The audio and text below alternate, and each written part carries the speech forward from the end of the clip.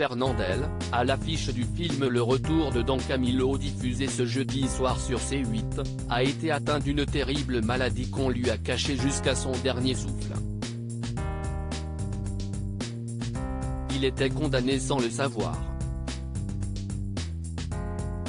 Une triste histoire, après celle de Bourvil. Don Camillo, curé du petit village italien de Brescello dans la Bassa Padana, est le héros de la saga du même nom. Un personnage qui a été incarné par l'immense Fernandel à partir des années 50.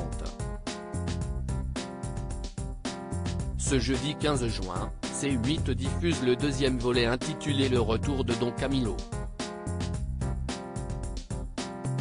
Il y en aura eu 50. Mais un sixième opus, Don Camillo et les contestataires, aurait dû voir le jour.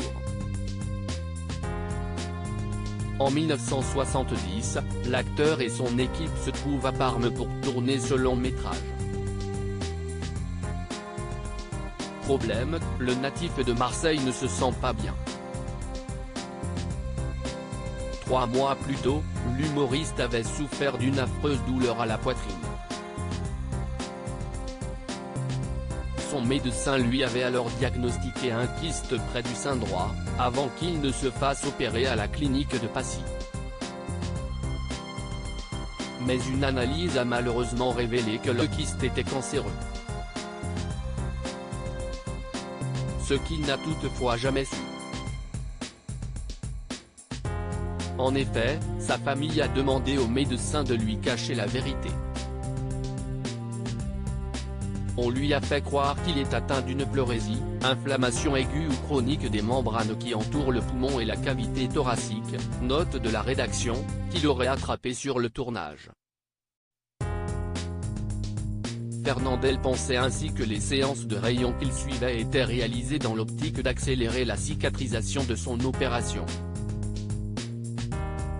Quelques mois plus tard, alors qu'il se trouvait de nouveau sur le plateau du tournage, un événement inquiétant se produit sous les yeux de toute l'équipe. Mort dans le mensonge, l'acteur a été incapable de soulever la comédienne Graziella Granata, cette dernière ne pesant pourtant que 50 kilos. Conscient et inquiet de la situation, il prend rendez-vous avec un spécialiste des poumons. Lequel constate, affolé, qu'il devrait déjà être mort. L'acteur a en effet contracté une pleurésie sèche, et son poumon droit est rempli d'eau. Le voilà alors obligé de renoncer au tournage. Il est rapatrié le 2 août, dans sa villa provençale des Mille-Roses, auprès de sa femme et de ses enfants. Il est de retour à Paris à l'automne, dans son luxueux appartement du 16e arrondissement. Il accorde une interview à la télévision afin de rassurer le public. Hélas, sa maladie gagne du terrain. Ses membres inférieurs commencent à être paralysés.